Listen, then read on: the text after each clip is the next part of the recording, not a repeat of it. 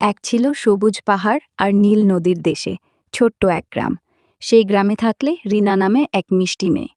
রিনা ছিল খুব দয়ালু আর সাহসী। সে সবসময় পাখিদের খাবার দিত, গাছকে পানি দিত আর সবাইকে সাহায্য করত।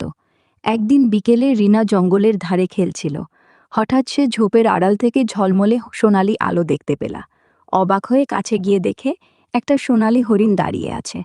হরিণটা কথা বললে, রিনা, তুমি খুব ভালো মেয়ে, কিন্তু আমাদের জঙ্গলে বড় বিপদ এসেছে।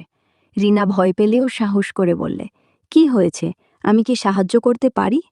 হরিণ বললে, জঙ্গলের জাদুর ঝরনাটি শুকিয়ে যাচ্ছে। যদি ঝরনার পানি ফিরে না আসে তাহলে গাছপালা পশু পাখি সবাই কষ্ট পাবে। রিনা ভাবলে একটু, তারপর বললে, আমি ঝরনার উৎস খুঁজে বের করব। সে পাহাড় বেয়ে ওপরে উঠল। পথে এক ছোট্ট পাখি তাকে পথ দেখালে। এক খরগোশ তাকে সাবধানে চলতে বলল। অবশেষে রিনা দেখতে পেলা একটা বড় পাথর ঝরনার মুখ আটকে রেখেছে। রিনা জোরে ধাক্কা দিল, কিন্তু পাথর নড়ল না। তখন সে চোখ বন্ধ করে মনে মনে বললে, আমি সবার ভালো চাই, আমাকে শক্তি দাও। হঠাৎ ঝলমলে আলো চারদিকে ছড়িয়ে পড়ল। পাথরটা নিজে থেকেই গড়িয়ে সরে গেল।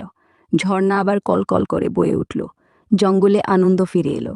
সোনালি হরিণ এসে বললে, তোমার সাহস আর ভালোবাসাই ছিল আসল জাদু। সেই দিন থেকে রিনা বুঝল, ভালো মন আর সাহস থাকলে যে কোনো সমস্যার সমাধান করা যায়। গল্পের শিক্ষা, দয়ালু হও, সাহসী হও, তাহলেই জীবনে জাদু ঘটবে।